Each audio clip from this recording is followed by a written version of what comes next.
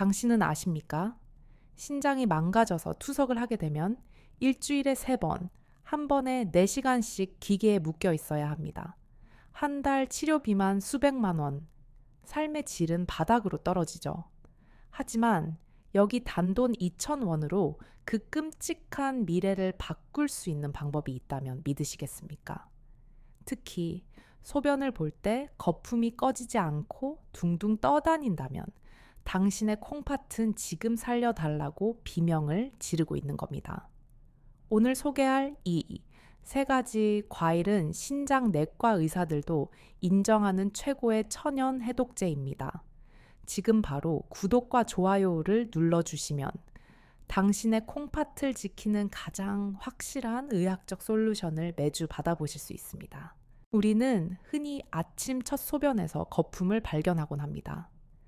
대수롭지 않게 물을 내려버리지만 의학적으로 이 현상은 단순한 기포가 아닐 가능성이 매우 높습니다. 바로 단백뇨라고 불리는 증상입니다. 신장의 사구체는 우리 몸의 정수기 필터와 같은 역할을 하는데 건강한 사구체는 혈액 속에 필요한 단백질은 걸러내어 다시 몸으로 돌려보내고 노폐물만 소변으로 내보냅니다. 하지만 이 미세한 역과 장치가 손상되기 시작하면 우리 몸에 꼭 필요한 알부민과 같은 단백질이 소변으로 새어나오게 됩니다. 이것이 소변에 섞여 마치 비누 거품처럼 꺼지지 않는 거품을 만들어내는 것이죠. 제가 진료실에서 만난 수많은 만성 콩팥병 환자분들이 공통적으로 하시는 말씀이 있습니다. 선생님, 처음엔 그냥 피곤해서 그런 줄 알았습니다. 네, 맞습니다. 콩팥은 침묵의 장기입니다. 기능이 50% 이상 망가지기 전까지는 별다른 통증조차 보내지 않습니다. 그렇기에 눈에 보이는 유일한 단서인 이 거품을 절대 놓쳐서는 안 됩니다. 사구체 여과율이 떨어지고 크레아티닌 수치가 올라가는 것을 막기 위해서는 망가진 세포가 더 이상 염증 반응을 일으키지 않도록 항산화 처방을 내려야 합니다. 약물 치료도 중요하지만 우리가 매일 먹는 음식이 곧 약이 되어야 합니다. 오늘 제가 말씀드릴 3가지 과일은 단순한 민간요법이 아닙니다. 신장학회지에 보고된 임상 데이터와 영양학적 메커니즘을 바탕으로 선별된 신장 기능을 보존하고 회복시키는 데 탁월한 효과를 가진 녀석들입니다. 첫 번째 주인공을 소개하기 전에 신장이 왜 과일 섭취에 민감한지 이해하셔야 합니다. 보통 콩팥이 나쁜 분들은 칼륨 공포증을 가지고 계십니다. 칼륨 배출이 잘 안 되어 고칼륨 혈증이 오면 부정맥으로 심장이 멈출 수도 있다는 경고 때문이죠. 그래서 과일이나 채소를 무조건 피하시는 분들이 많은데 이것은 반은 맞고 반은 틀린 이야기입니다.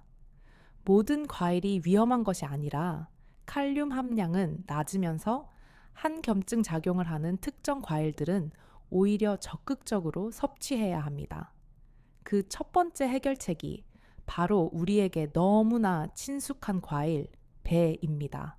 흔히 감기에 걸렸을 때나 배숙으로 먹는다고 생각하시지만 한의학에서는 배를 천연 해열제이자 이뇨제로 봅니다. 신장 기능이 떨어지면 체내 수분 조절이 안 되어 몸이 붓고 부종이 생기는데 배는 수분 함량이 90%에 달하고 아스파라긴산이 풍부해 신장에 부담 없이 노폐물을 소변으로 배출시키는 데 탁월합니다. 하지만 배의 진짜 위력은 껍질에 숨겨져 있습니다. 대부분 껍질을 깎아버리시는데 배 껍질에는 과육보다 최소 4배 이상 많은 항산화 성분, 특히 루털린이 함유되어 있습니다. 루털린은 호흡기 건강에도 좋지만 신장 조직 내에서 발생하는 염증성 사이토카인을 억제하는 강력한 한겸 작용을 합니다. 그렇다면 이 배를 어떻게 섭취해야 신장에 가장 효과적일까요? 대부분 배를 깎아 드실 때 껍질은 농약 걱정 때문에 버리곤 합니다. 하지만 식초물에 5분 정도 담가 두었다가 흐르는 물에 깨끗이 씻어내면 잔류 농약의 90% 이상이 제거됩니다. 신장 기능 회복을 위한 배 껍질 차 레시피를 알려드리겠습니다.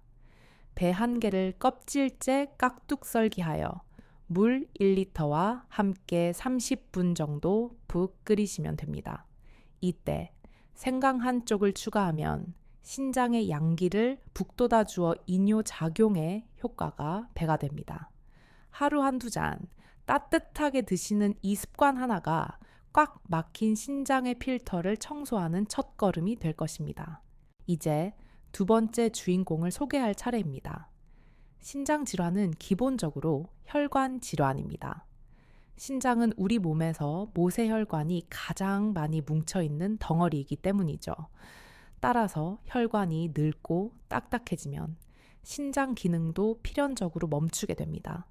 이 혈관의 노화를 막고 이미 손상된 미세혈관을 복구하는 데 있어 전 세계 의학계가 주목하는 과일, 바로 블루베리입니다.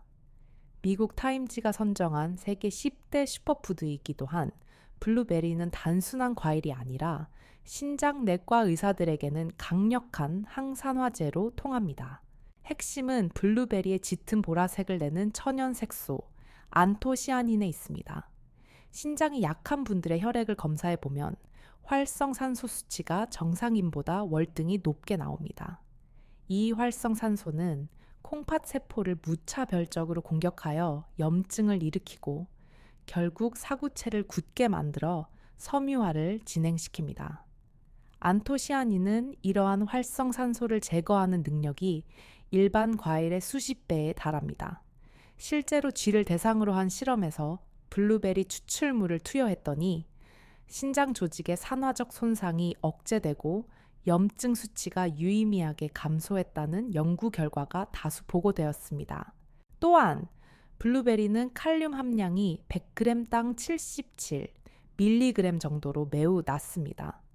바나나나 키위 같은 과일들이 칼륨 폭탄이라 신장 환자들에게 금기시되는 것과 달리 블루베리는 투석 환자분들도 비교적 안심하고 드실 수 있는 몇 안 되는 안전한 과일입니다.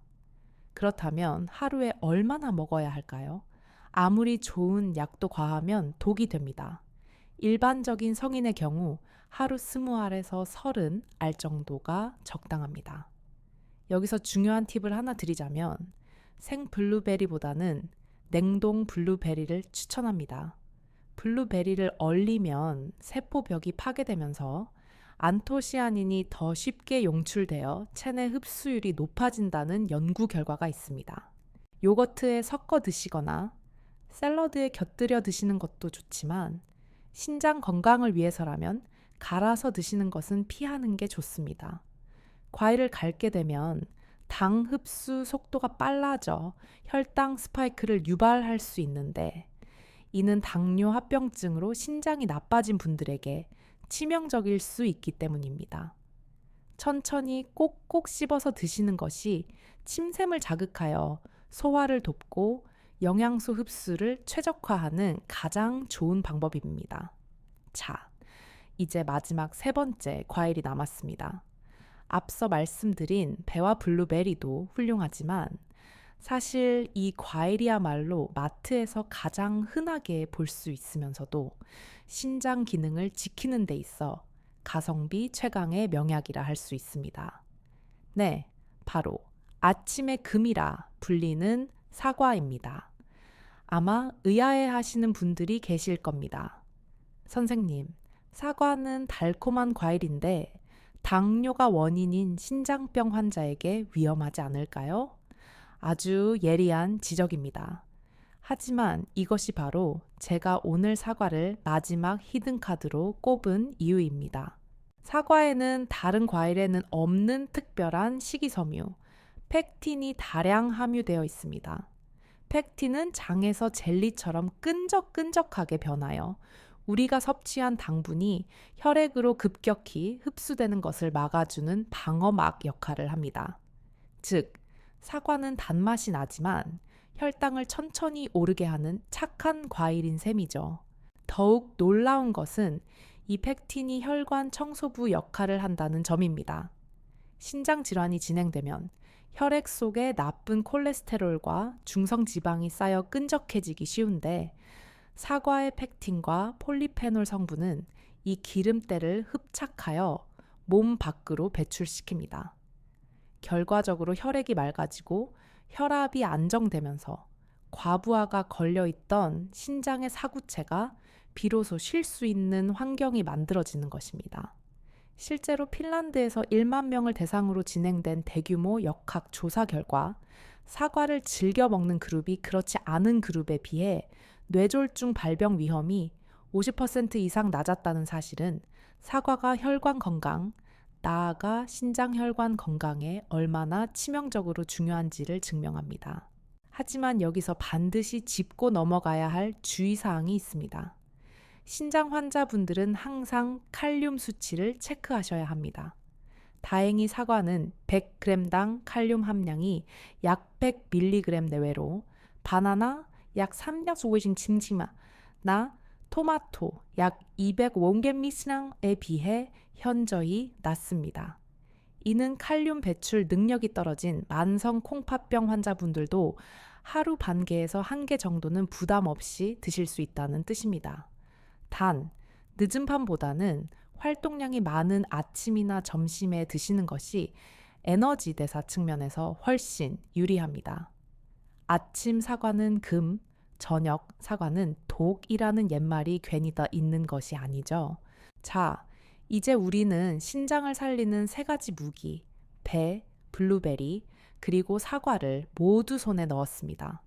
하지만 이 좋은 과일들을 먹는 것보다 더 중요한 것이 있습니다. 바로 신장을 망가뜨리는 나쁜 습관을 멈추는 것입니다. 아무리 좋은 해독제를 먹어도 매일 밤 라면을 끓여 먹고 국물까지 다 마신다면 그 엄청난 나트륨을 배출하느라 콩팥은 다시 비명을 지르게 될 것입니다. 진료실에서 환자분들의 데이터를 분석해 보면 식습관을 조금만 교정해도 크레아티닌 수치가 눈에 띄게 좋아지는 경우를 수없이 목격합니다. 여러분의 콩팥은 생각보다 강한 회복력을 가지고 있습니다. 단지 회복할 시간을 주지 않았을 뿐입니다. 사실 신장 내과 전문의로서 제가 가장 안타까운 순간은 환자분들이 비싼 보약이나 정체불명의 건강기능식품에는 수십만 원을 아끼지 않으면서 정작 마트 신선식품 코너에 있는 이 천연치료제들은 지나친다는 것입니다. 콩팥을 살리는 길은 멀리 있지 않습니다. 오늘 당장 여러분의 식탁을 점검해 보십시오. 아침에 일어나 공복에 미지근한 물 한 잔과 함께 사과 반쪽을 드시는 것. 이것이 여러분의 끈적한 혈액을 맑게 하는 첫 단추입니다. 그리고 점심 식사 후 달달한 믹스커피 대신 잘 씻은 배 한 조각이나 블루베리 한 줌을 드시는 습관. 이것이 오후 내내 지친 콩팥에 열을 식히고 독소를 배출하는 최고의 디톡스 요법입니다. 이 작은 습관들이 모여 일주일이 지나고 한 달이 지나면 우리 몸은 반드시 응답합니다. 아침마다 무겁던 눈꺼풀이 가벼워지고 소변에 가득하던 거품이 점차 맑아지는 것을 눈으로 확인하게 될 것입니다. 콩팥의 네프론은 한 번 죽으면 재생되지 않지만 남아있는 네프론을 얼마나 잘 관리하느냐에 따라 우리는 90대, 100세까지도 투석기 없이 건강한 삶을 누릴 수 있습니다. 여러분의 콩팥은 지금 이 순간에도 묵묵히 여러분의 생명을 걸러내고 있습니다. 이제는 여러분이 그 고마움에 보답할 차례입니다. 오늘 제가 소개해드린 배, 블루베리, 사과 중 여러분의 입맛에 가장 잘 맞거나 당장 내일부터 실천해보고 싶은 과일은 무엇인가요? 혹은 여러분만이 알고 있는 신장에 좋은 건강 비결이 있다면 댓글로 공유해 주세요. 여러분의 작은 경험과 지혜가 투석의 공포 속에 있는 다른 환우분들에게는 큰 희망과 용기가 될 수 있습니다. 우리 구독자님들이 댓글창을 통해 서로의 건강을 응원하고 소통하는 따뜻한 공간이 되었으면 합니다. 마지막으로 신장 건강은 하루아침에 완성되는 것이 아니라 매일의 꾸준함이 만드는 기적이라는 사실을 잊지 마십시오. 오늘 영상이 유익하셨다면 주변에 콩팥 건강을 걱정하시는 소중한 분들에게 이 영상을 공유해 주세요. 그리고 구독과 좋아요, 알림 설정을 눌러두시면 다음 시간에도 의사들이 쉬쉬하는 하지만 환자들에게는 꼭 필요한 현실적이고 과학적인 건강 정보로 다시 찾아오겠습니다. 지금까지 여러분의 건강 지킴이 닥터 김선연이었습니다. 감사합니다.